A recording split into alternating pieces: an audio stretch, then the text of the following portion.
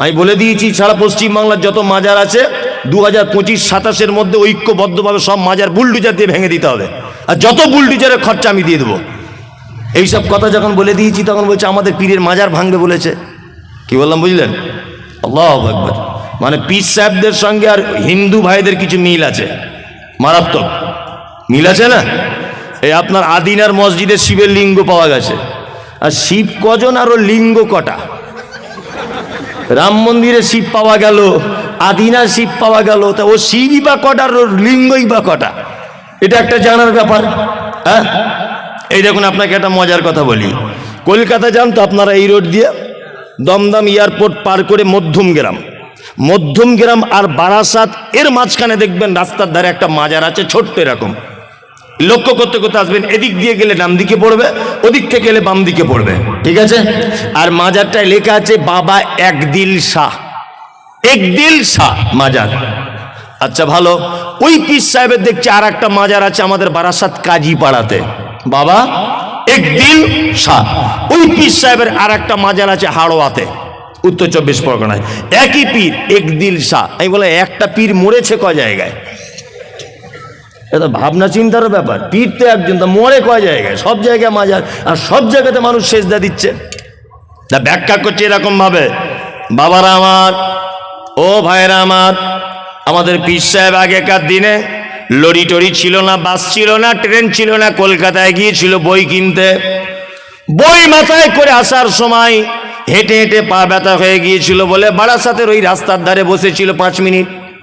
যেই বসেছে তার মুরিদেরা তাড়াতাড়ি করে ওই জায়গাটায় মাজার করে দিয়েছে। ওইখান থেকে বই নিয়ে আবার আস্তে আস্তে কাজীপাড়াতে একটু রেস্ট করেছে, ওইখানে একটা মাজার করে দিয়েছে। ওইখান থেকে হাড়োয়ায় এসে মৃত্যুবরণ করেছে, ওই জায়গাটা আর একটা মাজার করে দিয়েছে। মনে মনে বলছি, তোর পীর সাহেব যেখানে পেচ্ছাপ পিতে বসেছিল ওখানে একটা করতে পারতিস, হ্যাঁ? তোর পীরের পায়খানা ঘরে একটা করতে পারতিস, সেজদা দিত মানুষ পায়খানাতে।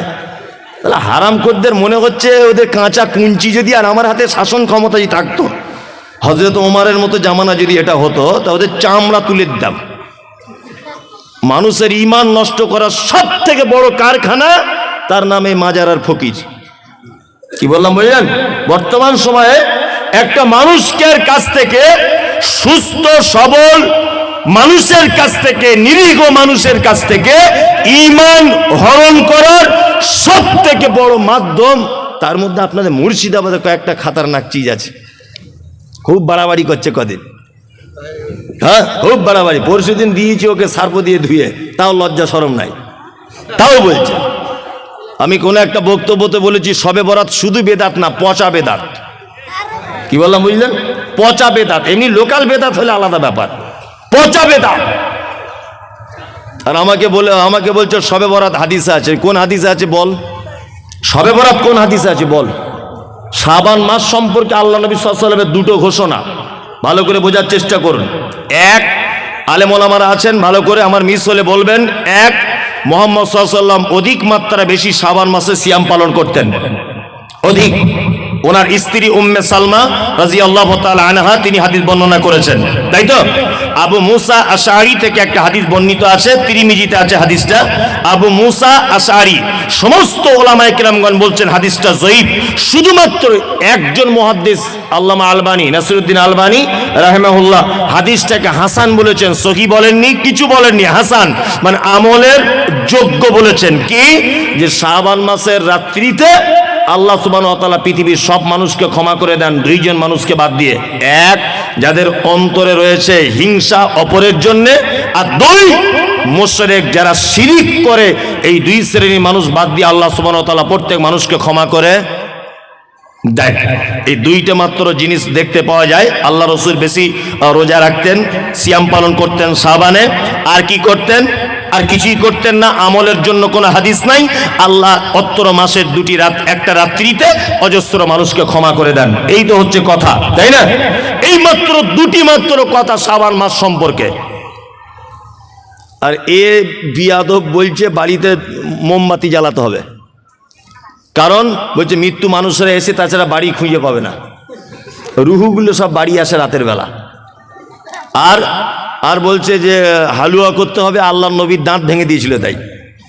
কি আজব ঘটনা দেখুন, এই দাঁত ভেঙেছিল ওহুদের মাঠে শাওয়াল মাসের 7 তারিখে। কত? শাওয়াল মাসের 7 তারিখে। এবার আপনাকে একটা কথা বলি, আমার বেটা যদি কারোর সঙ্গে গল্প করতে করতে বলে আমি আমার বাপের বিয়ের বরযাত্রী গিয়েছি, ব্যাপারটা কেমন হবে? মানাবে? মানাবে না, কখনই মানাবে না। শাওয়াল মাসের 7 তারিখে আল্লাহ নবী সাল্লাল্লাহু আলাইহি ওয়াসাল্লাম উহুদের যুদ্ধ করেছেন। এবার আপনাকে বলি, শাবান, তারপরের মাসের নাম কি? রমাজান, তারপরে শাওয়াল, তাই তো? তার মানে শাবান মাসের 15 তারিখ শবে বরাত, এই 15 দিন গেল, মাঝখানে রমজান গেল, তারপরেও শাওয়ালের 6 দিন পর্যন্ত গেল, তখনও নবীজির দাঁত ভাঙিনি। 7 তারিখে গিয়ে দাঁত ভাঙছে, মানে দাঁত ভাঙার আগে হালুয়া করে বসে আছে। মানে কত বড় শয়তানে, মানে এ তার মানে হালুয়া দিয়ে চায় নবীর দাঁত ভাঙুক। আমি বলছি বা হালুয়ার হাদিস খুঁজে পেলো, দাঁত ভাঙার হাদিস খুঁজে পেলো না। ও যদি এত নবী প্রেমিক হবে, সামনে দুটো দাঁত বাড়ির নোড়া দিয়ে ভেঙে দিক না দেখি, তাহলে বলবো বাপের বেটা, ও দাঁত ভাঙবে না, ও হালুয়া খাবে। এই হচ্ছে হাদিস। শুনুন, প্রত্যেক মাসের 3 তারিখে রোজা রাখতেন, সিয়াম পালন করতেন আল্লাহ রসুল। আরবি তারিখে 13, 14, 15। এই রোজা যদি কারো রেখে যদি অভ্যাস থাকে, সেও শাবান মাসে 13, 14, 15 রোজা বা সিয়াম পালন করবে। ঢং করে 15 তারিখের দিন রোজা করবে শবে বরাতকে কেন্দ্র করে, এটা একটা পচা বেদাত। চলুন, এই রাত্রিতে কবর জিয়ারাত করা বেদাত, এই রাত্রিতে কোরআন খতম করা, হুজুর ডেকে আনা, বাড়িতে মোমবাতি জ্বালানো, হালুয়া করা, যাবতীয় আড়ম্বর, যত রকমের অলৌকিকতা, যত রকমের সৌন্দর্য, মানুষের মন জয় করা, সমস্ত কিছু হচ্ছে বেদাত। মুহাম্মদ সাল্লাল্লাহু আলাইহি ওয়াসাল্লাম বলেছেন, কুল্লু বিদআতিন যালালা ওয়া কুল্লু যালালাতিন ফিন্নার। প্রত্যেক নতুন আবিষ্কৃত কাজ হচ্ছে কি? ভ্রষ্টতা। প্রত্যেক ভ্রষ্টতাকারীর স্থান ফি মধ্যে, নার মানে আগুন, আগুনের মধ্যে। খুব সাবধানে থাকবেন। বলতে বলতে বলতে বলতে মুনাফিকের কথা এত দূর পর্যন্ত চলে এলো, তাই তো? এবার আর একটা দুটো মানুষের পরিচয় করে দিব। ফাসেক নাম শুনেছেন? ফাসেক নাম শুনেছেন? ফাসেক কারা? ফাসেক হচ্ছে ওই লোক, ভালো করে বুঝবেন, ফাসেক ওই লোক যে লোক কাবিরা পাপের ভিতরে দীর্ঘদিন যাবৎ আছে, কাবিরা পাপ জানার পরেও ছাড়তে পারছে না, একই ফাসেক। তবে ফাসেকরা ইসলাম থেকে খারিজ হয়ে যায় না, ফাসেকদের ব্যাপারে ডাইরেক্ট জাহান্নাম ঘোষণা করা নেই। তবে আল্লাহ সুবহানাহু ওয়া তাআলা ফাসেকদের ব্যাপারে বলেছে, ওয়াল্লাহু লা ইয়াহদিল কওমাল ফাসিকিন। ফাসেকরা কখনো সঠিক রাস্তা খুঁজে পায় না। ফাসেক কাকে বলে? পিতামাতার সঙ্গে অসৎ ব্যবহার, ও কি ফাসেক? দাড়ি চাঁচা, এটা কি কাজ? ফাসেকি কাজ। ওই যে মনীষা কুটকুট করে চুলকায়, চুলকায় মনীষা। আবার অনেকজন বলছে আমার বউ কেমন করে, আমার বউ বলে দিয়েছে, রাখতে মানা করে দিয়েছে। তোমার বউ কি একেবারে দিব্যা ভারতী? তোমার বহুকে চেনে কজন? এই গোলাম হোসেন চেনে কজন? ওই যে দক্ষিণ আফ্রিকার না কোথাকার একটা ক্রিকেট প্লেয়ার আছে, এত বড় বড় দাড়ি, না কোথায় বাড়ি ওর, কি নাম ওর? হাসিম আমলা। এত বড় বড় দাড়ি, প্লেনে বসে আছে, ওর বউ বোরকা পরে ওর সাইডে বসে আছে, আর ও কোরআন মাজিদ তেলাওয়াত করতে করতে নাকি হাতে নিয়ে পড়তে পড়তে যাচ্ছে। ইন্টারন্যাশনালি ক্রিকেট খেলছে একজন দামি লোক, এত বড় বড় দাড়ি, তার বইয়ের লজ্জা লাগে না? হ্যাঁ, আর এ বলছে অফিস আদালতে কাজ করিতে মনি সাহেব, ব্যস্তর কারণে ওই জন্য দাঁড়িয়ে রাখতে পারছি না, একটু দোয়া করবেন, আগামীতে রাখবো। তোমার দাড়ির জন্য আমার দোয়া করার দায় এসে যায়?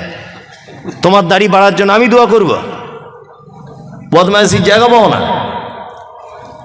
হাসি মামলাকে সারা পৃথিবীর লোক দেখছে, তার লজ্জা লাগে না? তার অফিস আদালতে যেতে হয় না?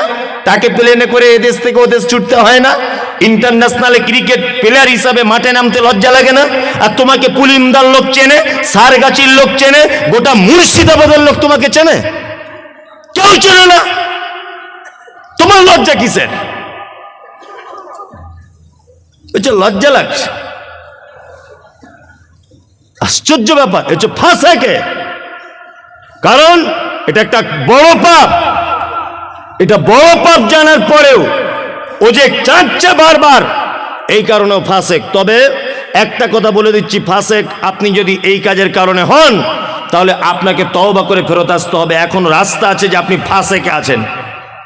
কি বলছি মাথায় থাকবে এটা? তওবা করে ফেরত আসুন। আর একটা কথা বলছি, আপনি পুলিন্দা মাদ্রাসায় 1 লাখ টাকা দান করেছেন, এসব বাস্তব কথাগুলো কেউ তুলে ধরে না। পুলিন্দাতে 1 লাখ টাকা আপনি দান করেছেন মাদ্রাসাতে। এখন এই মাদ্রাসায় দান করেছেন, প্রত্যেক বছরে করেন, আপনি মারা গেলেন। আচ্ছা বলুন তো, আপনি যে মারা গেলেন আপনার কাফন জড়ানো আছে, সবাই আপনার মুখটা দেখতে আসছে, দেখতে আসে না? কাফন থেকে মুখটা বার করে দেখে। আচ্ছা বলুন তো, আপনার মুখটা দেখে বুঝতে পারবে যে এই লোকটা বড় দানি ছিল? দেখা যাবে? বোঝা যাবে না?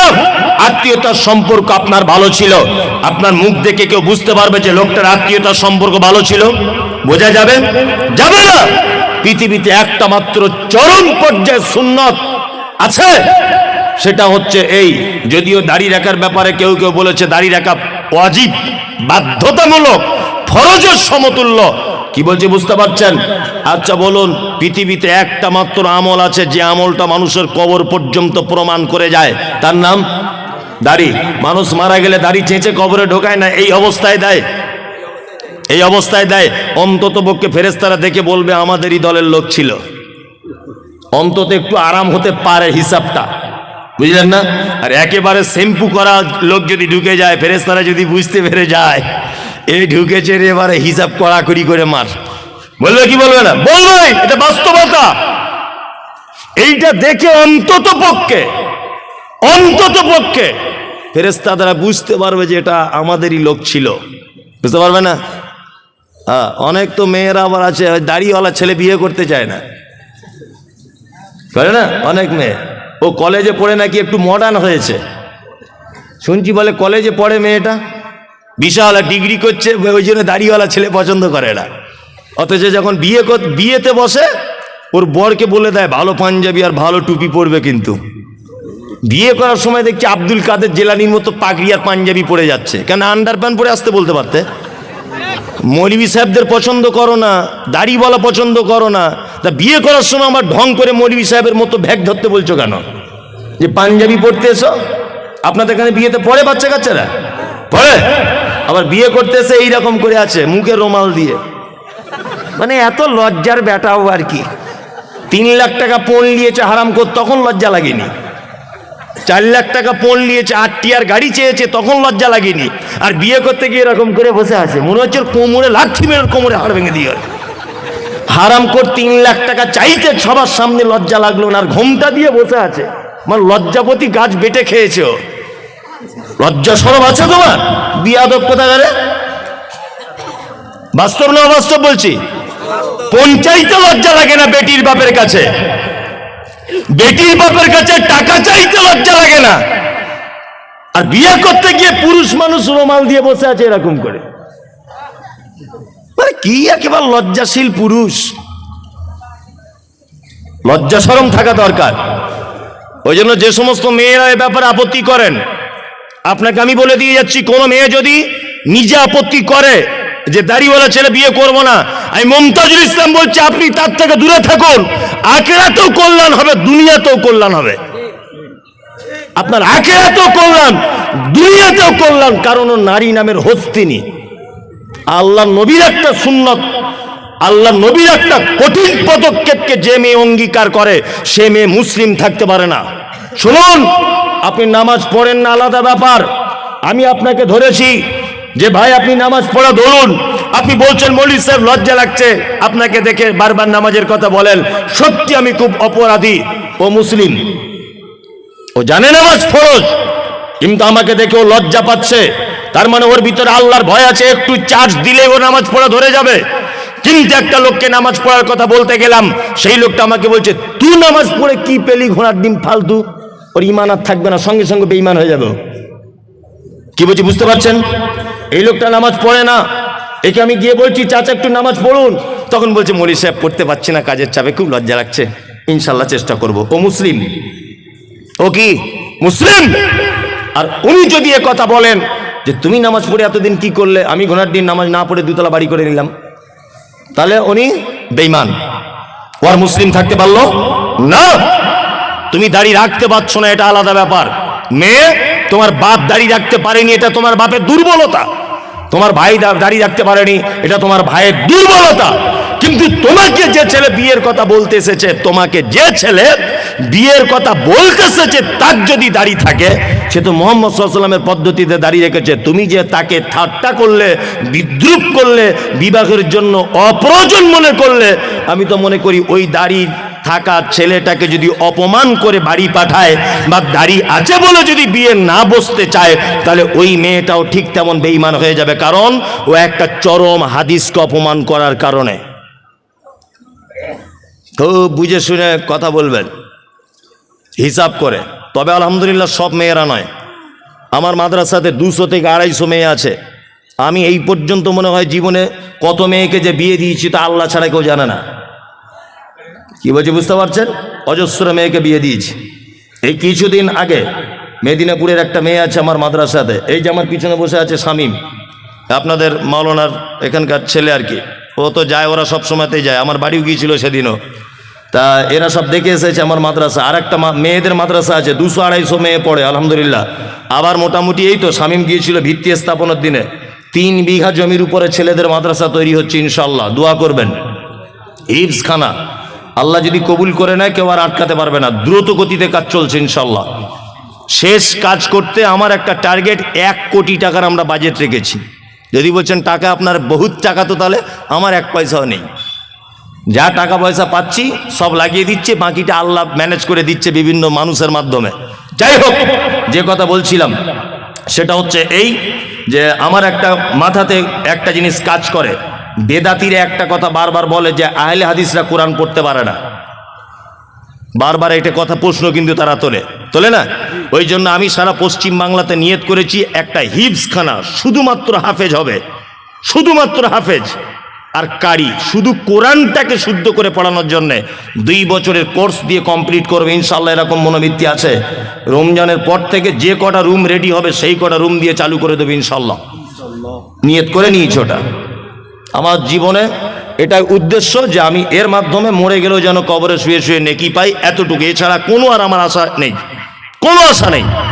আপনাদের সারেগাছি আমার আজও মনে আছে যে আমাদের মহিলা মাদ্রাসার জন্য একজন মেয়ে, আমি তার নামটাম জানি না, হঠাৎ করে একদিন ফোন করে বলছে আমি 10,000 টাকা দিব, আপনি সারেগাছি মোড়ে দাঁড়ান, পুলিন্দা গ্রামেই বাড়ি তার। জলসা করতে যাচ্ছি, 10,000 টাকা দিয়েছে। যে সোশ্যাল মিডিয়া দেখেছি আপনার মাদ্রাসায় টাকাটা দিবেন, 10,000 না 5,000। যে কথা বলছিলাম, মেদিনীপুরের একটা মেয়ে, কিছুদিন আগে তাকে একটা বিয়ের জন্য একটা ছেলে, আমি বলছি তোমার মা বলছে বিয়ের জন্য, তা তুমি বিয়ে শাদী করবে? তা মেয়েটা আমাকে একটা কথা বলছে, মৌলী সাহেব পর্দার আড়াল থেকে বলছে আমি বিয়ে করতে পারি, তবে আমার কিছু শর্ত আছে। মেয়েটা দেখতে যেমন ভালো তা নয়। বলছি কী শর্ত? বলছি 1 নম্বর ছেলেটার দাড়ি থাকতে হবে, 2 নম্বর 5 ওয়াক্ত নামাজি হতে হবে, 3 নম্বরে হালাল পদ্ধতির ইনকাম করতে হবে, তাহলে আমি তাকে বিয়ে করব, তাছাড়া করব না। তার মানে বুঝতে পারলাম এখন ইমানদারিনী নারী আছে পৃথিবীতে, আছে না? আছে, আছে। আজ থেকে 1 সপ্তাহ আগের কথা, ইন সার্চ অফ ট্রু ইসলাম, ফেসবুকে একটা পেজ আছে, ইন সার্চ অফ ট্রু ইসলাম, মিলন বলে নাম, মুর্শিদাবাদে বাড়ি। ছেলেটাকে জিজ্ঞাসা করবেন তার প্রমাণ। আজ থেকে 2 মাস আগে একটা মেয়ে ইসলাম গ্রহণ করেছে, ইসলাম গ্রহণ। মেয়েটা আমাকে ফোন করেছে, করে বলছে যে হুজুর আমি আপনাদের বক্তব্য শুনে অনুপ্রাণিত হয়ে ইসলাম গ্রহণ করলাম, গোপনে, বাড়িতে কেউ জানে না। মেয়েটা বিয়ে পড়াশুনো করছে কলেজে, খুব সুন্দরী, চরম সুন্দরী মেয়েটা দেখতে। তা আমাকে বলছে হুজুর আমি বিয়ে শাদী করবো, লুকিয়ে আমাকে একটু বিয়ের ব্যবস্থা করে দেন, আমার বাড়ি থেকে জানতে পারলে আমাকে জবাই করে দিবে, আমাকে জবাই করে দিবে।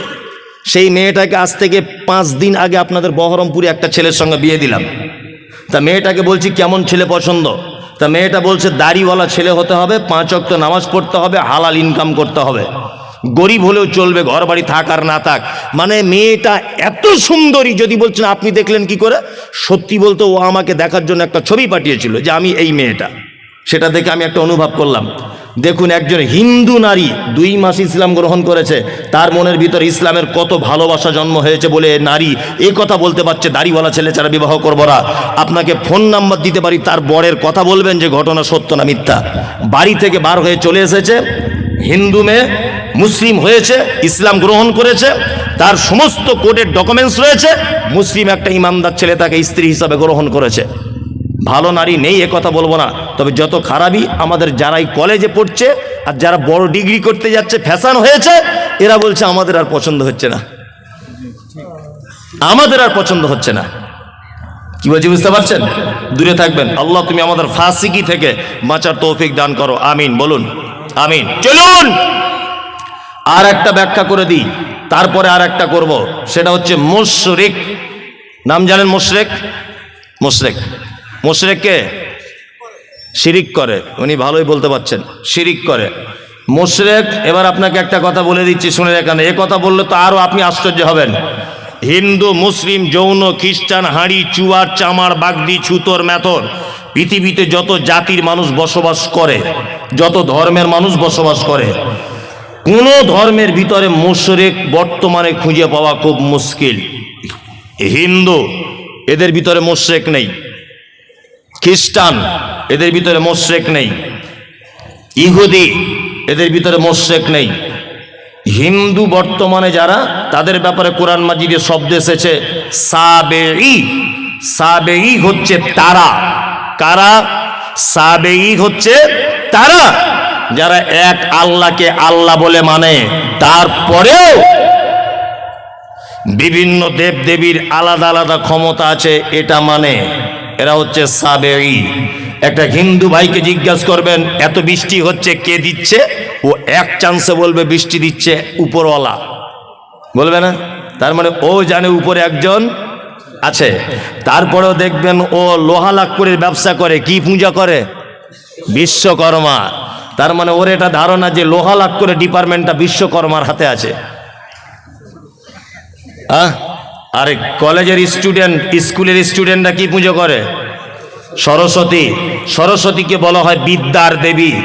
তার মানে বাপ মা তার চাপ মা মেয়েকে বলে দেয় এটা তুমি সরস্বতীর পূজা করবে, কারণ এটা হচ্ছে বিদ্যার দেবী, তুমি ভবিষ্যতে মাইকের মধুসূদন দত্ত হতে পারবে, কারণ এর ডিপার্টমেন্টটা এর হাতে আছে। এ হচ্ছে কি? সাবেঈ।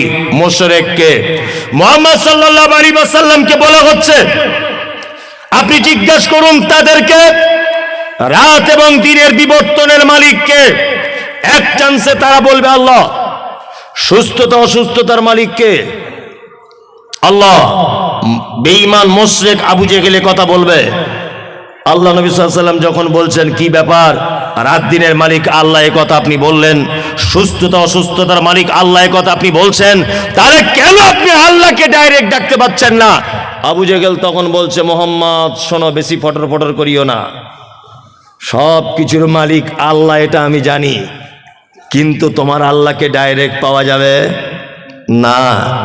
আল্লাহকে পেতে গেলে 360টা দেবদেবীর মাধ্যমে পেতে হবে। তার মানে বোঝা যায় যারা আল্লাহকে ডাইরেক্ট পাওয়া যাবে না এই ধারণা রাখে, আর 360টা দেবদেবীর মাধ্যমে আল্লাহকে পেতে হবে এই ধারণা যারা রাখে, এরা কি? মুশরিক। মুশরিক হিন্দুর ভিতরে নেই, খ্রিস্টানের ভিতরে মুশরিক নেই, কোন জাতির ভিতরে মুশরিক নেই। বর্তমানে মুশরিক গিজ গিজ গিজ গিজ গিজ গিজ করছে মাথার উকুনের মতো নামধারী মুসলিমদের ভিতরে। আজ পর্যন্ত পশ্চিম বাংলার কিছু মুসলমান তাদের দাবি আল্লাহকে ডাইরেক্ট পাওয়া যায় না, আমাদের হুজুরের মারফতে তবে আল্লাহকে পেতে হয়, দাবি নেই। এরা কি? মুশরিক।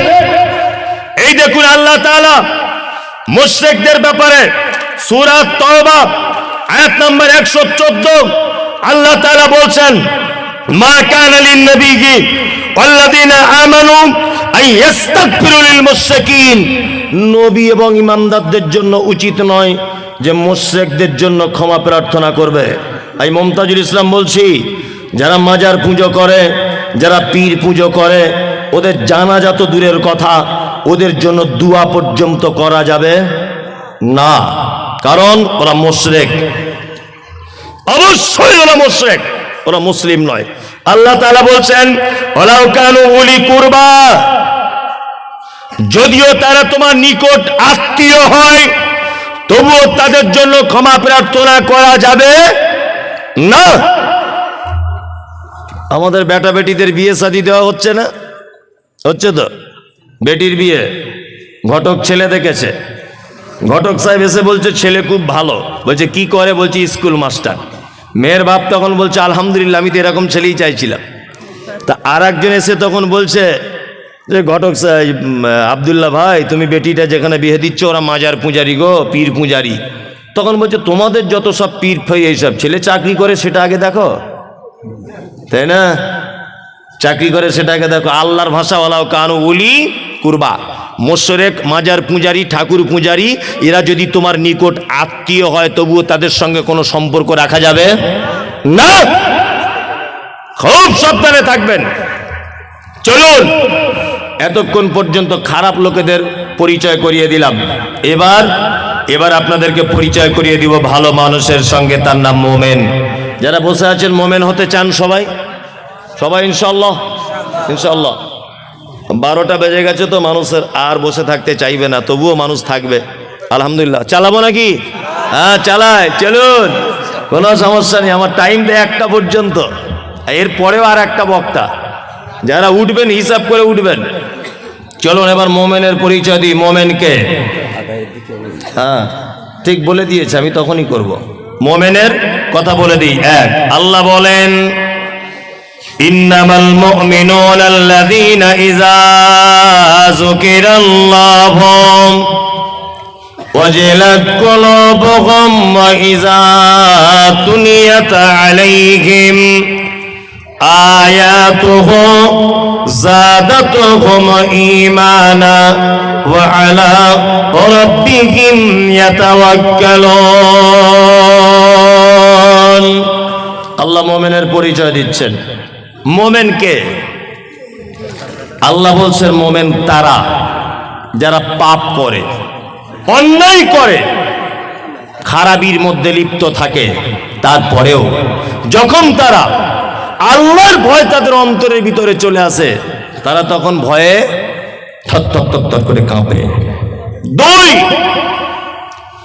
আল্লাহ বলে মোমেনের দ্বিতীয় গুণ আয়াতুহুম যাদাতুহুম ঈমানা ওয়া আলা রাব্বিহিম ইয়াতাওয়াক্কালুন।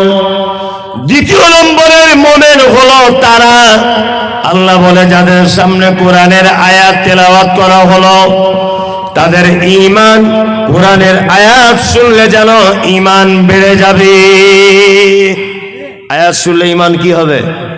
বেড়ে যাবে। এটা মুমিনের ক নম্বর গুণ? দ্বিতীয় গুণ। এখানে একটা মজাদার কথা বলে রাখছি, আপনার চোখে পানি চলে আসবে শুনলে। আচ্ছা, এখানে হাজি সাহেব কেউ আছেন? কে হাজি সাহেব? কেউ নেই। তাহলে এমনি সৌদি আরবে গেছেন, মক্কা টক্কায় ঘুরতে, এরকম করলো আছে অনেকজন, হয়তো আলহামদুলিল্লাহ অনেকজন আছেন, আলহামদুলিল্লাহ অনেকজন আছেন, মক্কায় ঘুরতে গেছেন। আমি এই 2.5-3 মাস আগে গিয়েছিলাম আলহামদুলিল্লাহ। তা আমি গিয়েছিলাম, তো আমার সঙ্গে প্রায় 40 জন মতো মানুষ গিয়েছিল। উত্তর দিনাজপুরের একজন চাচা গিয়েছিলেন, নিরক্ষর লোক, লেখাপড়া টেখাপড়া জানে না, কিছু বাংলাও জানে না, আরবি উর্দু হিন্দি কিচ্ছু বুঝে না, চাষি লোক। তা আমি যখন কাবাতে যখন তওয়াফ করছিলাম, চাচা আমার জামার কলারটা এইভাবে টেনে ধরে রাখছিল। তাই বারবার বলছি, চাচা তুমি আমার জামার কলার কেন ধরছো? হ্যাঁ বলছি, এত লোক যদি হারিয়ে যায়, আমার 3 বিঘা জমি ধান চাষ করা আছে, কি হবে তাহলে? শুধু এই টেনশন। আমি বলছি তুমি মরিবে কি বাঁচবে এটা দেখো, ও 3 বিঘা জমি ধান লাগানো আছে, ওই টেনশন ওর মক্কাতে ঘুম হয় না। কি ভাবলাম বুঝলেন? আল্লাহ তাহলে তুমি ধান যখন লাগানো আছে তুমি এলে কি করতে? হে যাই হোক, ভীতু লোক। তা কাবার প্রথম ইমাম আব্দুর রহমান আস-সুদাইস বেশিরভাগ মাগরিবে আর এশাতে বা এশাতে ফজরে তিনি নামাজ পড়াতেন। আল্লাহু আকবার। উনি যখন কোরআন তেলাওয়াত করতেন, Ethiopia, Tanzania, German, Japan, France, Kuwait, পৃথিবীর যে ভাষাভাষী মানুষ হোক না কেন, চোখ দিয়ে পানি পড়তে লাগতো। আব্দুর রহমান আস-সুদাইস জাহান্নামের আয়াতগুলো যখন আসতো, তখন বাচ্চা ছেলের মতো 20 second 25 second how how how how করে কাঁদতেন। জাহান্নামের আয়াতগুলো যখন আসতো, ফজরের নামাজ পড়ছি, রাত 10টার সময় তওয়াফ শুরু করতাম। দিনের বেলা ভিড় হতো বলে আমরা যেতে পারতাম না। রাত 10টা থেকে ফজর পর্যন্ত তওয়াফ করতাম কাবাতে। আল্লাহ করিয়েছে, যাই হোক। তা তওয়াফ করতে করতে ফজরের যখন আজান হয় ওই সঙ্গে সঙ্গে সব লোক ঘুরে কাতারে দাঁড়িয়ে যায়। ঠিক বলছি তো? কাতারে দাঁড়িয়ে যায়। আমি দাঁড়িয়ে আছি, আমার পাশে ওই যে উত্তর দিনাজপুরের চাচা দাঁড়িয়ে আছে। নামাজ শুরু হয়েছে, আল্লাহু আকবার। সবাই হাত বেঁধে দাঁড়িয়ে গেল। কাবার প্রথম ইমাম আব্দুর রহমান আস-সুদাইস তিনি জাহান্নামের আয়াত তেলাওয়াত করছেন। আর আয়াত তেলাওয়াত করতে করতে তিনি যেন বাচ্চা ছেলের মতো করে কাঁদছেন। আমি কোরআনের একটু অল্প কিছু বুঝি, আমার চোখ দিয়েও পানি চলে এলো। আমিও বাচ্চা ছেলের মতো ডুকরে ডুকরে কাঁদতে লাগলাম। আমার পাশের চাচা কোরআন বোঝে না, বাংলা ভালো করে পড়তে জানে না, অশিক্ষিত লোক। চাচাও দেখছি ডুকরে ডুকরে কাঁদতে শুরু করে দিল। নামাজ শেষ হয়ে গেল। কাবা থেকে জমজমের পানি পান করে যখন ফাঁকে বার হয়ে গেলাম, চাচাকে ডেকে বললাম, চাচা সত্যি করে বলো দেখি, কাবার ইমাম আরবি ভাষী মানুষ, তিনি কোরআনের আয়াত বুঝতে পেরেছেন তাই কাঁদছেন। আমি মুমতাজুল 2 পাতা পড়া আলেম, আমি ব্যাপারটা বুঝতে পারলাম, এই জন্য চোখ দিয়ে পানি চলে এলো। তোমার কেন চাচা চোখ দিয়ে পানি চলে এলো বলো? চাচা তখন বলছে, বেটা মুমতাজুল, 70 বছর আমার বয়স, আমি 50 বছর যাবত আমাদের গ্রামের মসজিদে নামাজ পড়ি, কিন্তু কোরআন শুনলে অন্তর গলে না। কিন্তু আজকে আশ্চর্য ব্যাপার, কাবা শরীফে নামাজ পড়তে এলাম, আর কাবার ইমামের তেলাওয়াত শুনে আমার চোখ দিয়ে পানি বার হয়ে গেল। আমিও বাচ্চা ছেলের মতো ডুকরে ডুকরে কেঁদে দিলাম। আমার আল্লাহর কোরআনের আয়াতের কথা মনে হলো। আল্লাহ বলে, আয়াতুহুম যাদাতুহুম ঈমানা ওয়া আলা রাব্বিহিম ইয়াতাওয়াক্কালুন। মুমিন হলো তারা, তাদের সামনে যখন কোরআনের আয়াত তেলাওয়াত করা হয় তাদের ঈমান তখন বেড়ে যায়। চাচা তুমি কোরআন জানো না, তুমি কোরআন পড়তে জানো না, কিন্তু তুমি 1 লক্ষ টাকা খরচা করে কাবায় চলে এসেছো, তোমার ঈমানের পরিপূর্ণতা লাভ করেছে, তোমার ঈমান কাজ করছে। ওই জন্য চাচা আমার গলা ধরে হাউ হাউ করে বলছে, কাঞ্চার বলছে, বেটা মুমতাজুল, তুমি আমার বেটার থেকে অল্প বয়সের, কিন্তু কোরআন শুনলে যে চোখ দিয়ে পানি চলে আসে, আজকে তার জ্বলন্ত প্রমাণ পেলাম। ওই জন্য বলি বন্ধু, টাকা দার্জিলিং এ গিয়ে নষ্ট না করে দিয়ে, গ্যাংটকে গিয়ে নষ্ট না করে, ওই আপনার সুন্দরবন বেড়াতে গিয়ে টাকা নষ্ট না করে, একবার অন্তত পক্ষে 80-90 হাজার টাকা খরচা করে কাবায় চলে যান, আপনার ঈমান বেড়ে যাবে। আল্লাহ বলছে, মুমিন তারাই তো মুমিন যাদের সামনে আমার কোরআন তেলাওয়াত করা হবে, ইমাম সাহেব তেলাওয়াত করবে, পিছনে মুসল্লি দাঁড়িয়ে থাকবে, আর তার ঈমান যেন আস্তে আস্তে করে বেড়ে যাবে।